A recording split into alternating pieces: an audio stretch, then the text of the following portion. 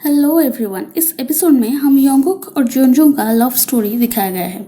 अब एपिसोड के शुरू में हम देखते हैं कि कोई सोई हुई रहती है, तब एक आदमी उसे उठा रहा था और ये सुबह का सिनेरियो था। उसका वाइफ थी सुनई।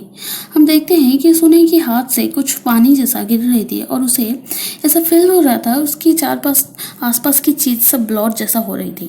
अब सुनई अपने बेटे को खाना खिला रही थी बड़ी प्यार से और उसके हस्बैंड ऑफिस के लिए रेडी हो रहा था और साथ साथ बोलता है कि सुनई तुम जब घर में हो एटलीस्ट ये रूम साफ कर दो। तो ये बोलती है इतना भी तो गंदा नहीं हुआ है ना। तो ये बोलती है कि इसके बारे में क्या है, और फिर कपबोर्ड खोल के बोलती है तो ये क्या है, तुम जानती हो कपड़े कितने स्मेल हो रहा है, कैसा होगा अगर तुम साफ कर दोगी तो। सुनई बोलती है कि कैसा होगा अगर तुम खुद साफ कर दोगी तो। तब उसके हस्बैंड बोलता है कि तुम खुद को तो एटलीस्ट देखो, कब शैम्पू की थी तुम, प्लीज तुम हॉस्पिटलाइज हो जाओ। कब तक तुम ये सब करोगी, डिप्रेशन क्योरेबल है और तुम्हें मेडिसिन ले लेना चाहिए। हमारा एक बेटा भी है, एटलीस्ट जीने का इच्छा तुम्हें होना चाहिए उसे देख के। और उसे स्कूल में छोड़ने के लिए लेके जाती है अपने साथ। अब सुने यहाँ घर साफ करता है और बाथरूम जाती है। हम देखते हैं कि वो नहा के आके मेकअप हो रही थी। तब उसके हस्बैंड उसके बेटे को लेके आके देखती है तो ये पूछती है कि तुम ऑफिस नहीं हो गए हो क्या, और योल को ऐसे पकड़े क्यों हो। तो योल को स्कूल से लेने के लिए उनके स्कूल वाले बहुत बार कॉल किए थे सुने को, पर ये कॉल पिक नहीं किया था और कुछ रिप्लाई भी नहीं दिया था, जिसकी वजह से ये अपनी ऑफिस से उसे लेके आया था। और ये अभी तक खाना भी नहीं बनाई थी। तो देखती है कि रात हो गया है और उसे सेम चीज़ फील हो रही थी, सब कुछ ब्लर जैसा लग रही थी और चारों तरफ ऐसा लग रहा था कि जैसा लाइट ऑफ हो रहा है। अब हमें एक पार्टी का सीन दिखाया जाता है जहाँ योंगो क्लब में एंजॉय कर रही थी और उसके साथ था ये कैप्टन, जो कि उसके साथ बहुत टची होने की कोशिश कर रहा था। और पार्टी खत्म होने के बाद ये योंगो के साथ मोटेल जाने की प्लान कर रहा था, पर योंगो बोलती है हम जा तो रहे हैं, पर ये कार से जा रहे थे और जेजू ब्रिज को ये फील कर रही थी, पर ये कार योंगो के अपने घर की तरफ जा रहा था। पर ये पीछे से चिल्ला के बोल रहा था चलो मोटेल चलते हैं ना। जोंगजुन कार ड्राइव कर रहा था, तब देखता है कि सडनली एक कार सीधे से स्पीड से निकल जाता है क्रॉस करके। तो योंगुक उसे हाई बोल रही थी। अब जोंगजुन बोलता है क्या था वो, क्योंकि उसका स्पीड बहुत ज़्यादा था। यहाँ जोंगजुन कार रख के ऐसे वॉक कर रहा था, तब देखता है वही कार का नेम प्लेट। तो योंगुक यहीं घर के सामने ये दोनों बात कर रहे थे, ये उसे किस करने की कोशिश कर रहा था। तो योंगुक उसे हट जाती है, अब हक करने की भी चाह रहा था। तो योंगुक फिर से साइड हो जाती है, ये पूछता है कि तुम क्यों कर रहे हो ये सब। अब जोंगजुन पीछे से आके उसका हाथ मोड़ देता है, पूछता है तो तुम्हारा प्रॉब्लम क्या है। यहाँ जोंगजुन बोलता है कि उसकी मर्जी के अलावा चीज़ क्यों कर रहे हो तुम जाना चाहिए कैप्टन। तो ये उसे अवॉइड करके फिर से आगे बोलता है कि मैं तुम्हें इनवाइट किया था मोटेल, तुम बोल रही थी मुझे प्यार कर रहे हो, पर ये क्या चीज़ है, क्या सच में तुम्हें कुछ याद नहीं है। योंगुक बोलती है कि तुम अपने आप को फोर्सफुली फेंक रहे हो मेरे ऊपर और मैं ड्रॉन्कर के साथ बात करना नहीं चाहती हूँ, हम नेक्स्ट डे बात करेंगे। अब जोंगजुन सुन के बोलता है कि सुना वो ड्रॉन्कर के साथ बात करना नहीं चाहती है, तो चलो तुम यहाँ क्यों हो। तो बोलता है वैसे तुम हमारे बीच इंटरफेयर क्यों कर रहे हो, और ऐसे बोल के ऐसे घूर रहा था। तो जोंगजुन बोलता है मुझे घूरना बंद कर दो। वो बोलता है ड्राइव मत करो, ड्रिंक्स के हो तुम, पर ये ड्राइव करके ही जाता है। तो उसे देख के यहाँ जोंगजुन कार नंबर के साथ यहाँ उसका नेम पुलिस को इन्फॉर्म करता है कि ड्रंकन ड्राइव कैसे। तो योंगुक के घर के सामने वहीं बैठा था। अब योंगुक पूछती है कि तुम वैसे क्यों हो, वहाँ क्यों बैठी हो। तो बोलता है कि शायद वो फिर से आएगा इसलिए मैं यहाँ पे हूँ। तो ये बोलती है कि तुम वरीड मत हो। बोलता है हाँ मैं वरीड हूँ तुम्हारे लिए। तो योंगुक पूछती है कि तुम मुझे लाइक कर रहे हो क्या, मैं एडवाइस देती हूँ मत करो ऐसा, तुम्हें हर्ट होगा तब मत कहना कि मैं तुम्हें वार्निंग नहीं की थी। तो योंगुक यहाँ फ़ोन में बिजी हो जाती है और देखती है कुछ फ़ोटो, जो फोटो में फर्नीचर और खाने के सामान और बीच की फ़ोटो भी था। फिर आगे जोंगजुन को पूछती है क्या तुम वॉक करना चाहती हो।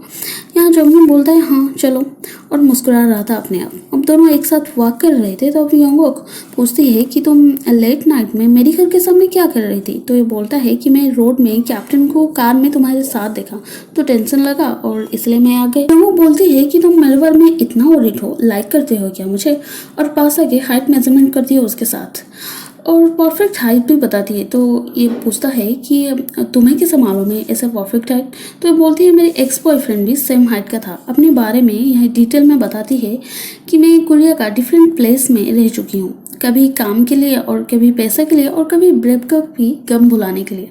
यहाँ यहाँ योंगुक की पास्ट में उसके बहुत सारी बॉयफ्रेंड थी और वो सब सुनने के बाद यहाँ जोंगजुन आगे शीशे में लिखता है कि कितना लड़का होगा, कितने लड़कों को वो डेट कर रही होगी, क्या मैं उसे प्यार करूंगा जिसके बहुत सारी फास्ट रिलेशनशिप है। और तीसरा क्वेश्चन लिखता है कि क्या अब प्लान है मेरा। योंगुक को ये लेडी पूछती है कि अपनी बेटी को कहाँ पढ़ाना सही रहेगा यूनिवर्सिटी के लिए, तो वो बोलती है कि उसकी टीचर को पूछो एडमिशन कहाँ करना सही होगा। योंगुक उसे बोलती ही थी पहले कि मेरी माँ एक आर्टिस्ट थी। उन्हीं दोनों को रास्ते में देख के पूछता है रॉक रख के कि सबको हेलो बोले होना है, तो ये दोनों सबको हेलो बोलते हैं। अब योंगजुन अपनी स्कर्ट को नीचे करने के लिए बोलती है क्योंकि योंगजुन अपनी स्कर्ट को ज़्यादा ऊपर की तरफ से फोल्ड करके छोटी की थी। यूनी जाने के बाद ये दोनों बात कर रहे थे कि वो तुम्हारी मम्मी तो नहीं है ना, ऐसे क्यों बोल रही थी वो तुम्हें। बस में योंगजुन बोलती है कि मेरी पीरियड्स डिले हो रही है, अगर कुछ होगा इसलिए तुम पहले से पैसे रेडी रखना। अब ये सुन के यहाँ जोंगhyun के मुंह से एक भी लफ्ज नहीं निकल रहा था। अब योंग अपनी फैमिली के बारे में सबको डिफरेंट चीज़ बताई थी। शॉप वाली लेडी को बोली थी कि मेरी माँ एक आर्टिस्ट थी और इसे बताई थी कि कुछ काम कर रही थी और किसी को ये भी बताई थी कि वो शॉप चला रही है और ये भी बोल रही थी किसी को कि अब वो दुनिया में नहीं है। और ये सब झूठ ये पकड़ा गया था। अब ये सुनने के साथ साथ ही ये बोल रहे थे कि मैं ऐसी झूठी लड़की के साथ हम काम करना नहीं चाहते। सब बात ये जुनी को बोल रहे थे और इतने में कार आ जाता है तो योंगुक उनके साथ सबको लेके जाती है। यहाँ सीट में योंगुक पूछती है कि कैप्टन तुम मुझे इग्नोर कर रहे हो क्या। अब सब पानी के अंदर जाते हैं कॉन्शियस के लिए और ये दोनों प्रेगनेंसी टेस्ट किट खरीद रहे थे। तब इनके बैचमेट आ जाते हैं तो योंगुक को देख के बोलती है कि तुम प्रेसिडेंट हो क्लास में, अब उसे ऐसे क्यों बोल रहे हो, काम करवा रही हो। योंगुक बोलती है तुम्हें क्या, अब लेट में अगर तुम क्लास आओगी तो तुम्हें मार दूंगी मैं। ये बोल के मुड़ के देखती है जो कि इग्नोर रहता है। तो पूछता है कि क्या किसे मारने के बारे में बात कर रहे थे तुम, वो सब तुम्हारी दोस्त, तुम अपने आप को सोचते क्या हो। और तुम्हारे पापा को इस बारे में मैं बताती हूँ। तो होसिक पीछे से आके बोलता है हाँ क्या बताना चाहती हो तुम।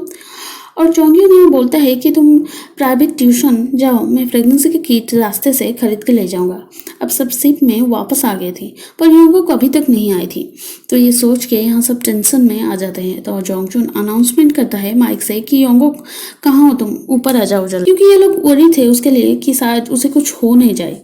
यहाँ योंगुक ज़्यादा कॉन्शियस के लिए यहाँ 10 मिनट्स तक ज़्यादा पानी में रह गए थे। उसकी नाम अनाउंस होने के बाद भी ये सुनते भी ये नहीं आई थी पर ये सब उसके लिए बहुत बड़ी थे। तो ये लड़ी बोलती है कि अब तुम्हें कुछ करो चुनी कि इस काम में टीम वर्क की ज़्यादा ज़रूरत है, अगर वो ऐसा हमेशा करेगी तो क्या होगा, हम उसे लेना नहीं चाहते हैं। तो सुने भी उसे बहुत कुछ सुनाती है। अब ये लड़ी बोलती है जो कि योंगुक की दोस्त थी और लड़की बोलती है कि तुम उसे गलती की माफ़ी मांग लो क्योंकि अच्छा नहीं होगा, क्योंकि जोंगhyun देखा था लेंस से कि योंगुक ज़्यादा कॉन्शियस कलेक्ट कर रही थी अनाउंसमेंट सुन के भी, और ये सब इस वजह से ज़्यादा गुस्से हो गए थे। और ये बोलती है तो माफ़ी नहीं मांगोगी तो मैं तुम्हारी दोस्त नहीं हूँगा। ये लड़की इसीलिए दोस्ती करना नहीं चाहती थी क्योंकि जेजू में सारे लोग सपोर्टिव थे एक दूसरे के।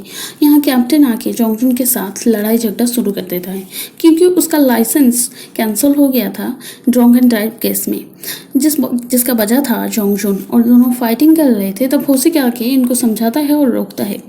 तो ये जाते जाते बोलता है कि योंगुक तुम्हें पसंद नहीं कर रही है, उसे डेट के लिए तो एक बार पूछ के तो देखो। तुम तो सब सुन के बोलता है तो ये मामला है, ये लव ट्रायंगल है, ठीक है, तुम मुझे प्रॉमिस करो कि तुम जीतोगी, मैं तुम्हें बढ़ाया है ना, ओके ठीक है तुम करोगी ना। यहाँ योंगुक माफ़ी मांगने के लिए आई थी।